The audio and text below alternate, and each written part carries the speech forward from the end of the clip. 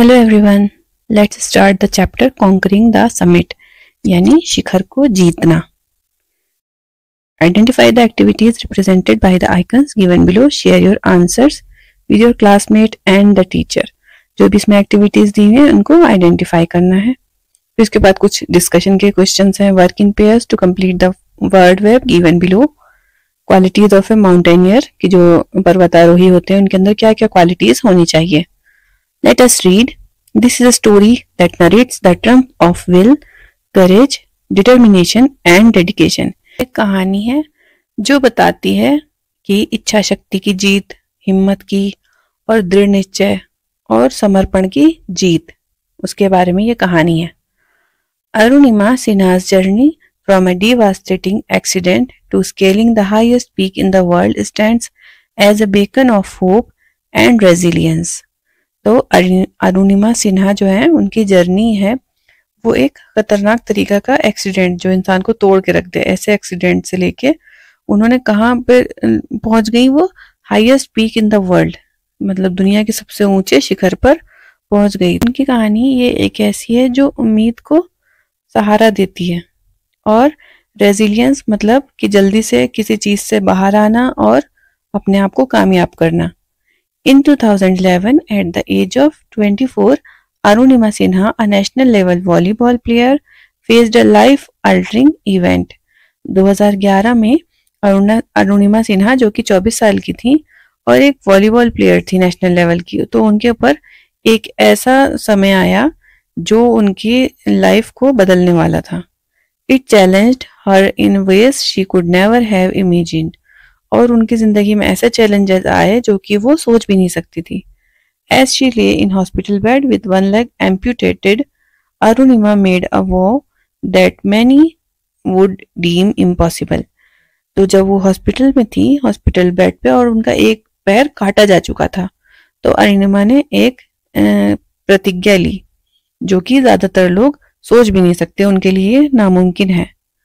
Not only to walk again with a prosthetic leg but to scale Mount Everest.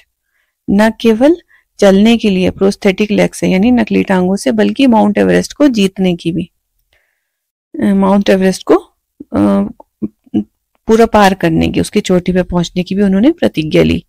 In 2013 she did just that, becoming the first Indian female amputee to achieve this feat.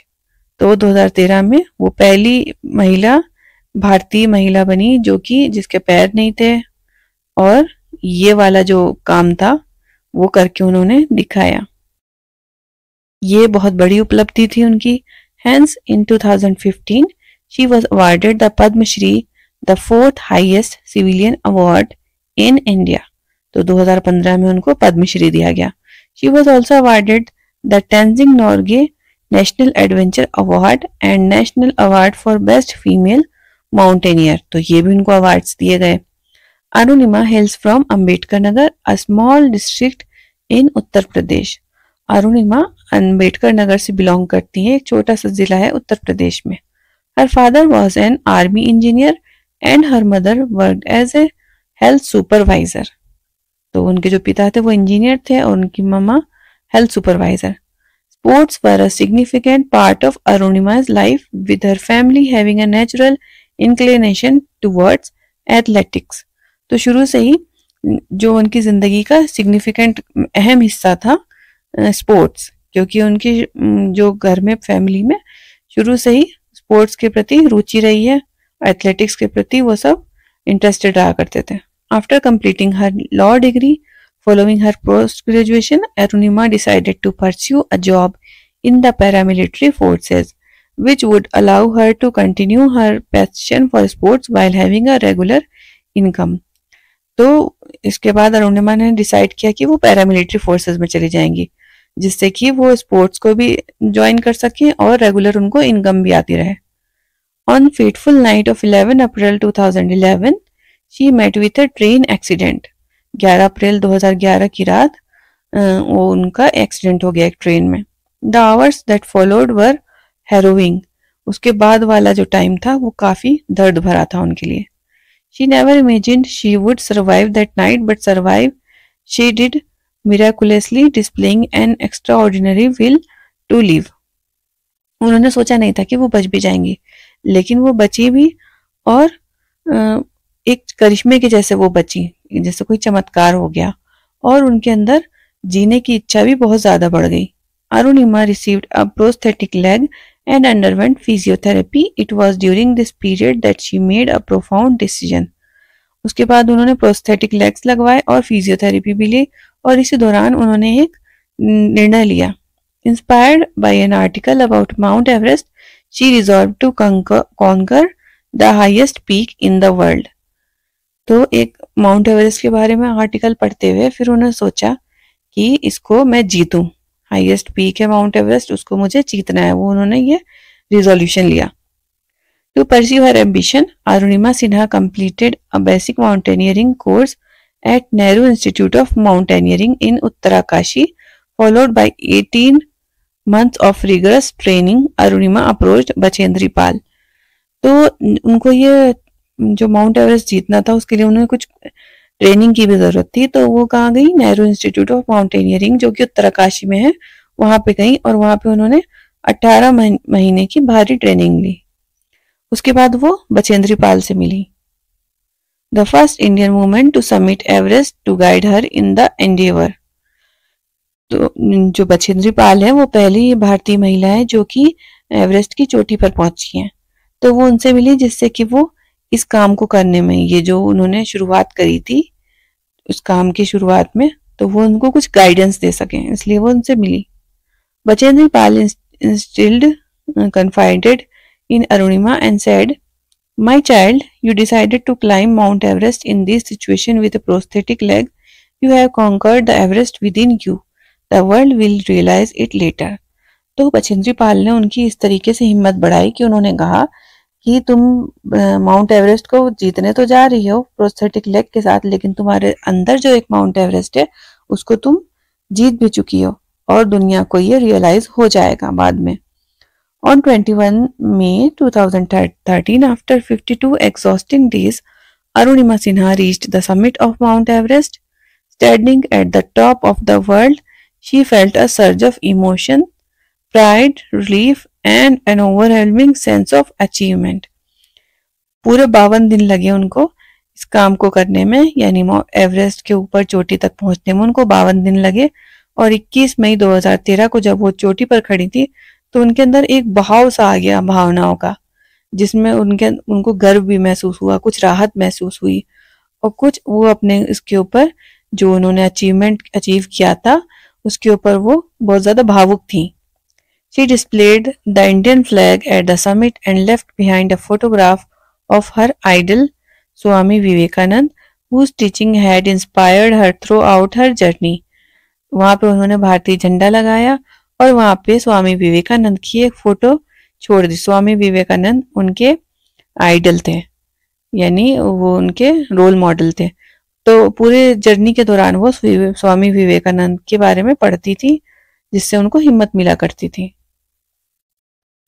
Arunima's feat did not end with Everest. By July 2016, she had summited 7 peaks in Europe, Africa, Australia, South America, North America, and of course Mount Everest in Asia. जुलाई 2016 तक वो दुनिया के 7 बड़ी चोटियों पर जा चुकी थी, जो कि यूरोप, अफ्रीका, ऑस्ट्रेलिया, साउथ और नॉर्थ अमेरिका में था. In January 2019, she climbed the 7th peak on Antarctica and became world's first female amputee to climb Mount Vinson. Her goal to complete the 7 summits was achieved. और 2019 में उन्होंने Antarctica का जो highest peak है mount Vinson उसको भी फतेह कर लिया, और इस तरीके से उन्होंने 7 शिखरों को इस तरीके से फतेह किया, मतलब 7 शिखर उन्होंने चढ़ गई हूँ. Throughout her journey, Arunima has faced numerous challenges and setbacks, yet her story is not just about physical endurance but also about mental. इस पूरी जर्नी में उनको कई चैलेंजेस का भी सामना करना पड़ा, लेकिन उनकी जो स्टोरी है वो सिर्फ ये नहीं दिखाती कि इंसान की फिजिकल जो पावर होती है या फिजिकल सहन शक्ति होती है वो कितनी होती है, बल्कि उसकी जो मेंटल सहनशीलता जो होती है ना वो भी जरूरी है इसमें. fortitude and power of positive mindset. Her message is simple yet profound. यानी किसी जगह को मतलब कुछ भी भारी काम करने के लिए सिर्फ फिजिकल सहन शक्ति काफी नहीं है, दिमाग के अंदर या माइंड के अंदर भी उसके अंदर बराबर हिम्मत होनी चाहिए. फॉर्टिट्यूड का मतलब करेज ओवर अ लॉन्ग पीरियड, यानी काफी लंबे समय तक कोई इंसान हिम्मत से काम लेता रहे. उनका जो मैसेज था वो सिंपल था लेकिन काफी विस्तृत था. Never give up and work hard, always remember your goal and work on it. कभी भी हार ना मानो और कठिन परिश्रम करते रहो. हमेशा ध्यान रखो अपने गोल का और उसके ऊपर काम करते रहो. Arunima's autobiography, Born Again on the Mountain, a story of losing everything and finding it back, records her incredible journey to the top of the world. तो अरुणिमा ने एक ऑटोबायोग्राफी भी लिखी जिसका नाम है बॉर्न अगेन ऑन माउंटेन, एक story जिसमें सब कुछ खोने के बाद वापस से सब कुछ पा लिया जाए. It is a story of triumph over adversities and testament to the human spirit's capacity to rise above the most challenging circumstances. तो एक स्टोरी है एक ऐसे जीत की कि इंसान एडवर्सिटी मतलब जब कुछ हमारे मन से ना हो रहा हो, विपरीत परिस्थितियों में भी, और विपरीत परिस्थितियों में जीत की एक कहानी है और एक प्रूफ है कि इंसान की जो इच्छा शक्ति होती है ना वो उसको बहुत ऊंचाई तक ले जाती है. चाहे कितनी भी उसके अंदर चैलेंजेस आए लेकिन इंसान अपनी इच्छा शक्ति से जीत हासिल कर ही लेता है. She was conferred with the honorary doctorate by the University of Strathclyde, Glasgow, UK. In her words, failure is not when we fall short of achieving our goals, it is when we don't have goals worthy enough. तो उनको एक honorary doctorate degree भी मिली university of UK में. फिर क्या हुआ, उन्होंने कहा कि ये फेलियर ये नहीं है कि हम अपने गोल तक पहुंच नहीं पाए, बल्कि गोल का ना होना ही फेलियर है. Never forget your goal, respect it, work hard and you will be the winner.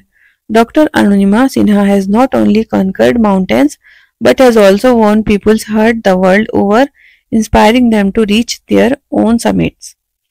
Doctor Arunima Sinha ने न सिर्फ पहाड़ की चोटियों को जीता बल्कि लोगों के दिलों को भी जीता और उनको इंस्पायर किया कि वो भी अपने शिखर को पा लें. तो ये स्टोरी फिनिश होती है. मिलते हैं नेक्स्ट वीडियो में. Thanks for watching.